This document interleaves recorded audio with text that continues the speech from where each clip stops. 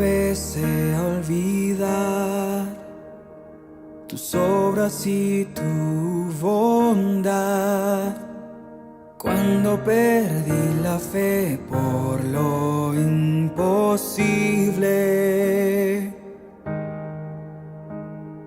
cuando empecé a pensar que necesitaba algo más. A veces me cuesta creer en tus milagros. Tú lo puedes todo.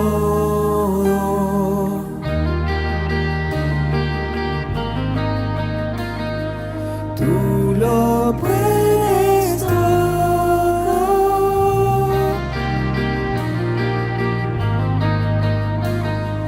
Tú lo puedes todo.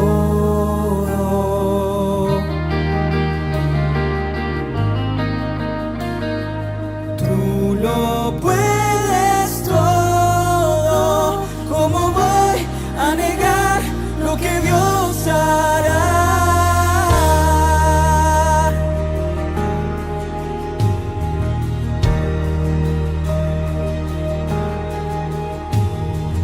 Hoy veo con claridad, en ti mi confianza está. Yo pongo mi fe en aquel que hace milagros, milagros. Tú lo puedes todo.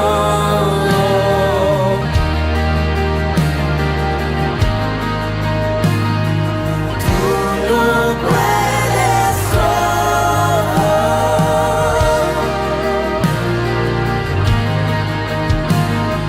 Tú lo puedes todo.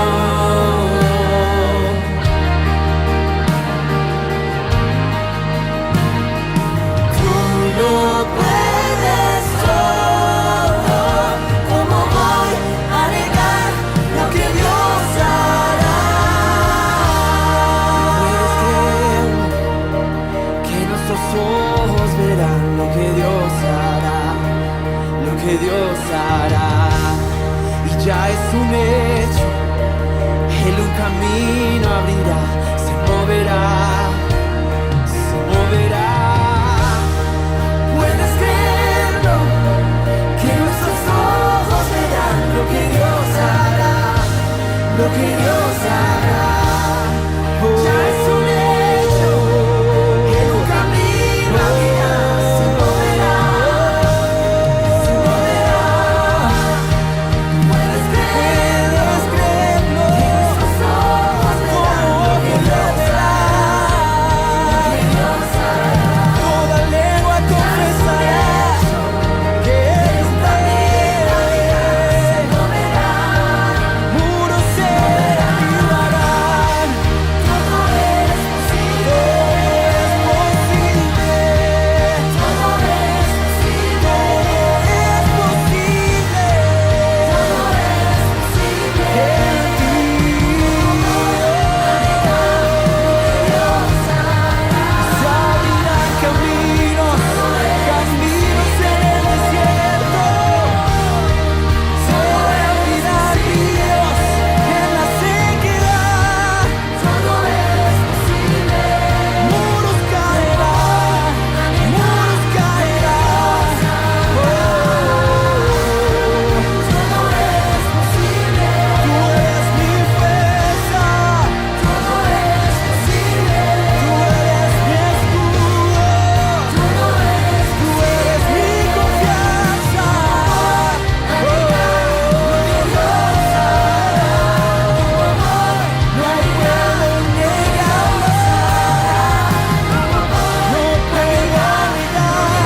lo que tú harás.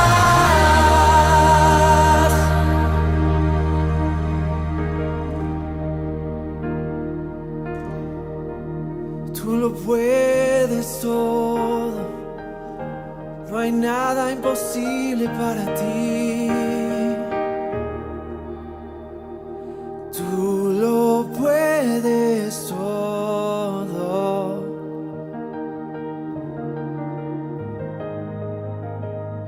Tú lo puedes todo.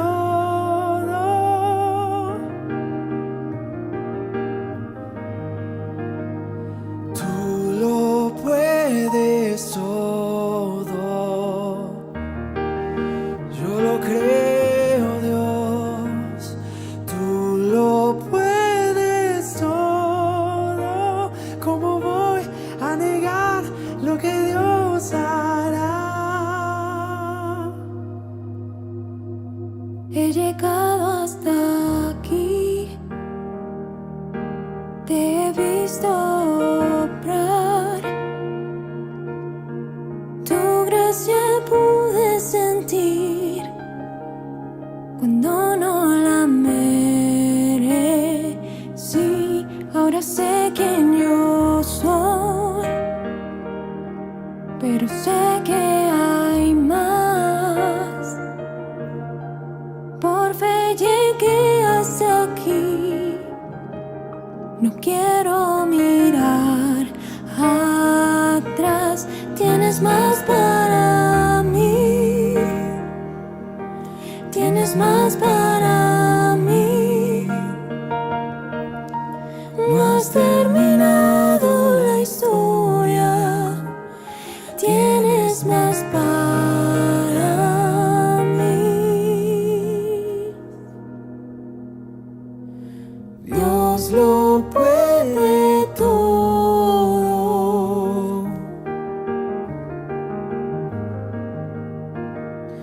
Dios lo puede todo. ¿Cómo voy a negar lo que Dios hará? Buenos días, hermanos y hermanas. Hoy vamos a hablar de eventos ocurridos durante la crucifixión. Nuestro tema de la semana anterior, junto con la resurrección. Y vemos ciertos eventos que son muy notorios por su significado. El primero de ellos es la declaración del centurión, una declaración de fe. Al morir Jesús en la cruz, sabemos que no fue el fin de su vida, sino el inicio de la transformación para todos nosotros, para toda la humanidad. Y una reacción muy impactante de su muerte fue la del centurión romano. Dijo: verdaderamente este hombre era hijo de Dios. Así nos lo expresa Mateo en el 27, su libro 27, versículo 54. Y el centurión y los que estaban con él guardando a Jesús, visto el terremoto y las cosas que habían sido hechas, temieron en gran manera y dijeron: verdaderamente este era el Hijo de Dios. Ahora nos ponemos a analizar quién era el centurión. El centurión era un capitán de 100 hombres, alguien acostumbrado a mandar, a lidiar con la vida y la muerte en las batallas y en las ejecuciones. Había visto morir a muchos hombres en esas batallas, tanto amigos como enemigos, y había visto morir a muchas personas condenadas en la cruz. En Marcos 15 se describe perfectamente este suceso de la crucifixión entre los versículos 33 al 39. Y aquí entra en escena nuestro centurión, quien estaba a cargo del grupo de soldados que tenían que asegurarse sobre la muerte de los condenados que estaban allí en ese momento, Jesús y los 2 ladrones. Él había visto miles, probablemente, de ejecuciones. Y tras escuchar las palabras de Jesús clamando a su Padre: Eloí, Eloí, lama sabactani, Dios mío, ¿por qué me has abandonado? El centurión se ve sumamente afectado. Ve en Jesús un comportamiento que ningún hombre hasta ese día había tenido. Ningún hombre crucificado hasta ese momento. Y después de pronunciar esas palabras, fue tocado todo su ser por la entereza y sufrimiento de nuestro Señor en esa cruz. El centurión vio más allá de lo ordinario, reconoció algo divino, algo extraordinario que nunca había presenciado ni volvería a presenciar: la muerte del Hijo de Dios. Y pienso que por eso así lo declara. Este hecho es muy importante, no solo porque cambió al centurión en ese momento, sino a la mayoría de todos los que estaban ahí. Es un testimonio muy poderoso y de una fuente inesperada, de tu enemigo. No era un seguidor de Jesús, pero sí era parte de la maquinaria organizada por sacerdotes y gobernador rumano para crucificar a Jesús. Y sin embargo, él no pudo evitar reconocer la verdad de lo que veía ante él. Este es un punto de inflexión. Es una grieta en la percepción romana del poder y la autoridad. La declaración del centurión se convierte en una luz que brilla en la oscuridad de ese día. Es un reconocimiento a la verdadera identidad de Jesús, mostrándolo victorioso, pese a su aparente derrota en la cruz. Y el centurión se convierte en una historia de revelación. Con su declaración simple pero profunda, es un símbolo universal de la vida y la muerte del Hijo del Hombre. Ese símbolo y ejemplo que te llega sin importar quién eres o de dónde vienes o a dónde vas a llegar, y te ayuda a reconocer la verdad sobre quién es Jesús. Es una historia que trasciende culturas y pueblos de todo el mundo y conquista a personas de todo el mundo. Nos recuerda que el mensaje y la salvación de Jesús son para todos, independientemente de cuál sea su origen o creencias que tengan. El segundo punto importante es la oscuridad. Se nos relata que la oscuridad inició a la hora sexta y terminó a la hora novena. Si reconocemos que los días de primavera inician al amanecer, digamos a las 6 de la mañana, y terminan a las 6 de la tarde, porque así dividían las horas: 6 horas de día, 12 horas de día, 12 horas de noche. ¿Ok?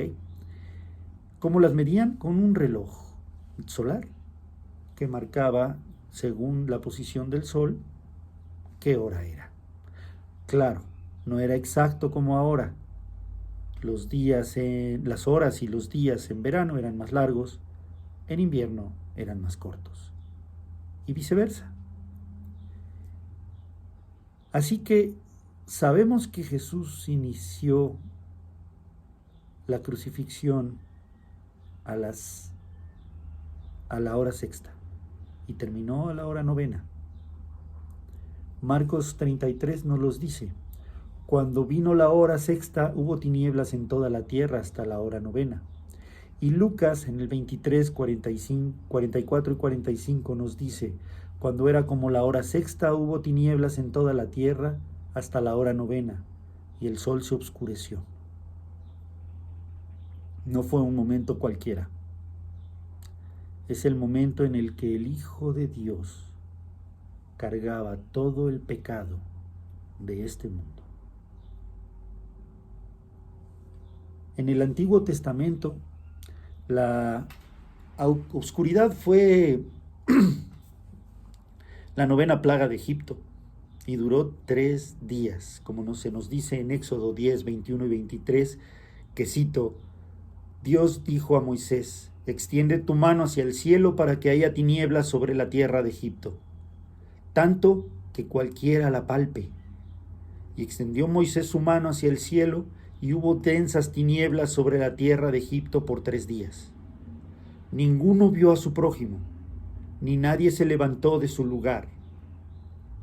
Mas los hijos de Israel tenían luz en sus habitaciones. ¿Se imaginan esto? Todo Egipto a oscuras, y volteaban a ver y, oye, mira, los israelitas sí tienen luz.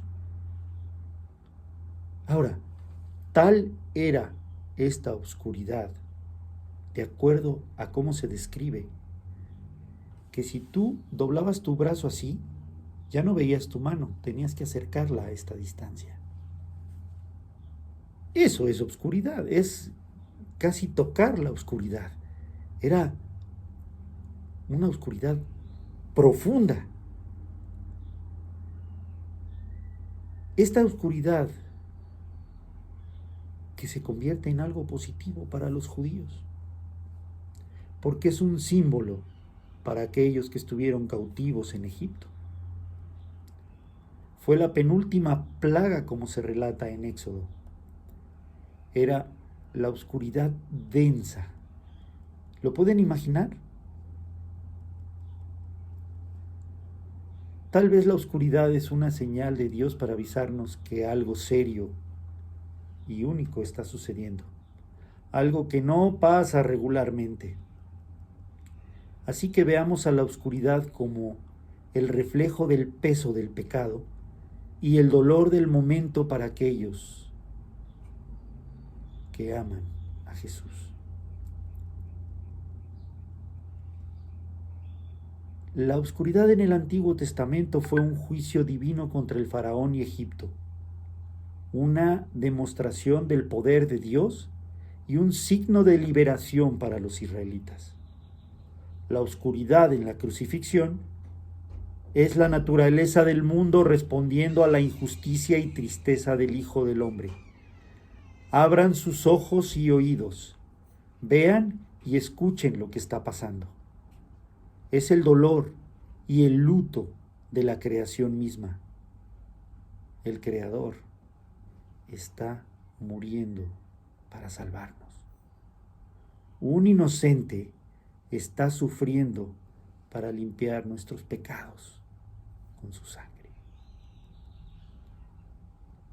Esta oscuridad en medio del día era similar a la segunda hora de la noche de primavera. Era oscuro. Esta oscuridad fue profetizada por Amos 8, 9 y 10. Acontecerá en aquel día, dice el Señor tu Dios, que haré que se ponga el sol a mediodía, y cubriré de tinieblas la tierra en el día claro, y cambiaré vuestras fiestas en lloro y todos vuestros cantares en lamentaciones. Al igual que en Egipto, al caer la oscuridad, como vimos en Marcos 15:33 y Lucas 23:44 y 45, cuando Jesús era crucificado, una señal del cielo fue enviada para decirnos: este es un momento significativo, esta oscuridad. Abran los ojos y los oídos, escuchen y vean lo que está sucediendo. Esa oscuridad es el luto y el dolor de la creación misma. El Creador estaba siendo crucificado, muriendo por salvarnos. Y la creación misma reaccionaba, enviando oscuridad como lamento al sufrimiento del inocente. Y la gravedad del pecado que estaba limpiando en sus hijos con su sangre. Tanto en el Nuevo como en el Viejo Testamento se nos muestra que de antes de que ocurrieran cosas buenas, hubo oscuridad. es interesante descubrir que esa oscuridad que normalmente es ligada al mal puede significar algo esperanzador tanto en el Viejo como en el Nuevo Testamento. En ambas narrativas, la oscuridad no es el final, porque dio paso al éxodo en una y a la resurrección en otra. En la Biblia se nos muestra que en los momentos más oscuros la esperanza se encuentra bajando la calle o doblando la esquina diciéndonos: no te preocupes. A veces los planes de Dios están ocultos y vienen ocultos en las sombras, esperando para ser revelados por la luz. Pensémoslo. ¿Alguno de ustedes ha vivido un momento difícil? Pero un momento realmente difícil, que fue preludio posteriormente para uno de los mejores momentos en sus vidas. Díganme, ¿a alguno le ha sucedido esto? Piensen en ello. La Pascua y la resurrección están totalmente enlazadas. La salida de Egipto se celebraba sacrificando un cordero pascual. ¿Y qué sucedió para que Jesús resucitara en la Pascua siendo el Cordero de Dios? Él es el Cordero de Dios. Recordemos que el Cordero se sacrificaba como recuerdo al hecho de que los primogénitos israelitas fueron perdonados con su sacrificio y no así los egipcios. En Éxodo 12 se nos explica perfectamente que Dios ordena al pueblo de Israel sacrificar ese cordero sin defecto para celebrar la Pascua y poner su sangre sobre el dintel de las puertas. Esa noche morirían todos los primogénitos de Egipto, y así como los primogénitos de sus bestias, pero ninguno de Israel ni sus rebaños. Jesús era el Hijo unigénito de Dios, primogénito de María. Su crucifixión en la Pascua no fue ninguna coincidencia. Juan el Bautista nos lo presentó como el Cordero de Dios. Nos lo dice Juan en 1:29. Al día siguiente vino Juan el Bautista a Jesús Al siguiente día vio Juan el Bautista a Jesús que venía a él y le dijo: He aquí el Cordero de Dios que quita el pecado del mundo. He aquí el Cordero de Dios que quita el pecado del mundo. Y así como la sangre del Cordero de Pascua salvó a los primogénitos israelitas de la muerte en Egipto, la sangre de Jesús nos trajo la gracia del Padre para liberarnos de nuestras transgresiones. La oscuridad en la crucifixión nos trajo la promesa de una nueva vida que se ofrece a todos aquellos que creen en Él. La oscuridad en las últimas horas de la vida de Jesús presagiaba tristeza y desesperanza. Sin embargo, 3 días después, trajo la luz para todos aquellos que en Él crean. Impresionante, ¿no? El siguiente suceso que analizaremos es el velo rasgado. Cuando te preguntas qué sucedió cuando Jesús murió, imagínate el templo de Jerusalén con ese enorme velo que cubría el lugar santísimo, un velo de 20 metros de altura, 10 metros de ancho. y 10 centímetros de grueso. Eso es tan grueso como probablemente 3 o 4 alfombras juntas de las que hoy tenemos en nuestras casas. ¿Sí? Así de grueso, 10 centímetros. Y se rasgó perfectamente de arriba hasta abajo, hasta el suelo, por la mitad. No podían decir que eran las termitas, porque una termita se va comiendo el velo pedazo por pedazo.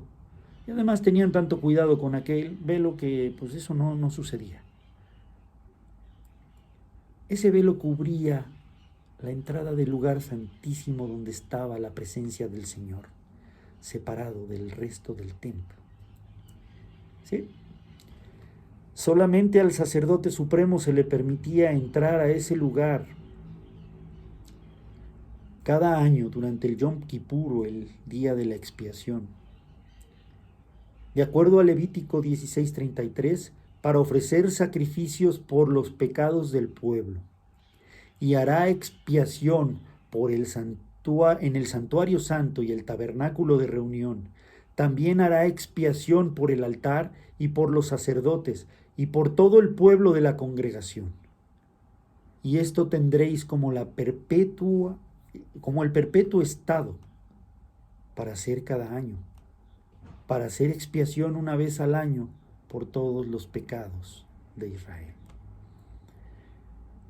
Al fallecer Jesús, este velo se rasgó, sí, de arriba a abajo, como hemos visto, perfectamente. Un evento profundamente arraigado en las tradiciones del Antiguo Testamento. ¿Qué significa?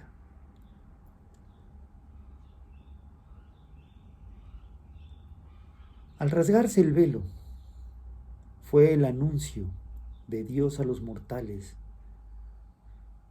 de que el camino hacia Él había sido abierto por Jesús y que ahora todas las personas pueden acceder al Señor. ¿Sí? Por medio del sacrificio de Jesús, ahora todos nosotros podemos acceder. Tenemos acceso directo con nuestro Dios. Por eso Jesús fue el sacrificio perfecto, el sacrificio que expió todos nuestros pecados. Este evento finaliza el viejo pacto para iniciar el nuevo. Se terminaban los sacrificios del antiguo pacto. La muerte del Cordero lo cambió todo, iniciando una nueva era de gracia a través de la fe en Jesús. Así se nos dice en Efesios 2, 8 y 9, porque por la gracia sois salvos por medio de la fe.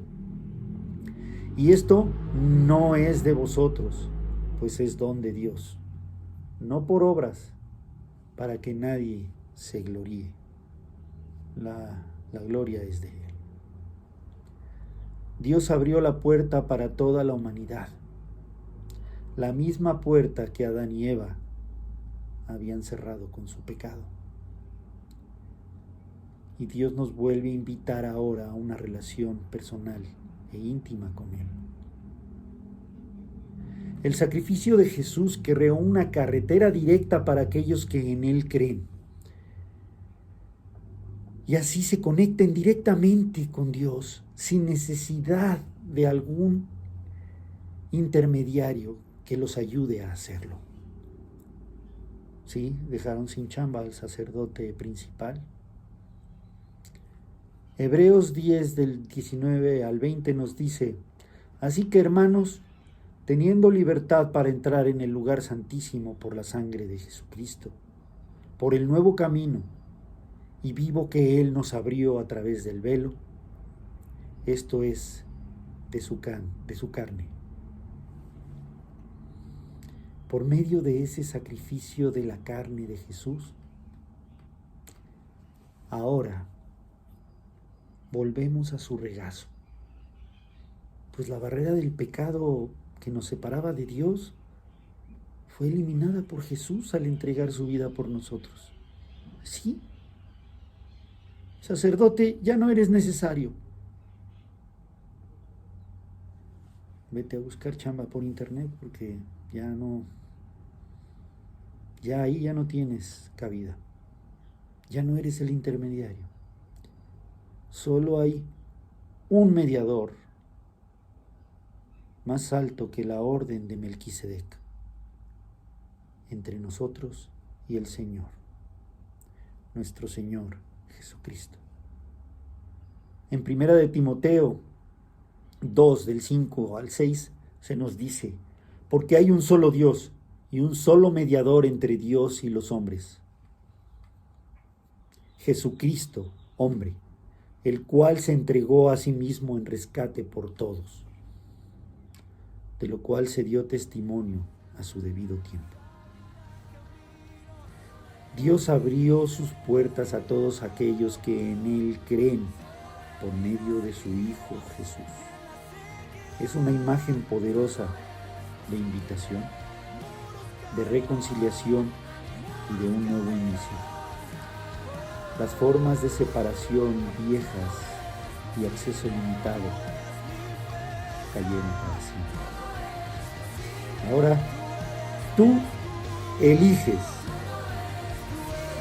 ¿Quieres vivir una vida reconciliado con Dios gracias a su Hijo Jesús? ¿O prefieres seguir separado del Señor, siendo víctimas de tus propios pecados? Tú decides. Estás a solo una declaración de estar en contacto con Dios. No hay nada imposible para ti. Que tengan un buen día todos. Que Dios los bendiga. Tú lo puedes todo.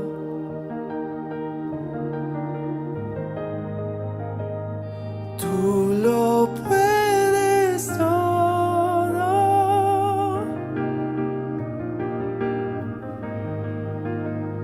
Tú lo puedes todo. Yo lo creo, Dios. Tú lo puedes todo. ¿Cómo voy a negar lo que Dios hará? He llegado hasta aquí, te he visto obrar, tu gracia pude sentir cuando no la merecí. Ahora sé quién yo soy, pero sé que hay más. Por fe llegué hasta aquí, no quiero mirar atrás. Tienes más para mí, tienes más para mí. No has terminado la historia, tienes más para mí. Dios lo puede todo.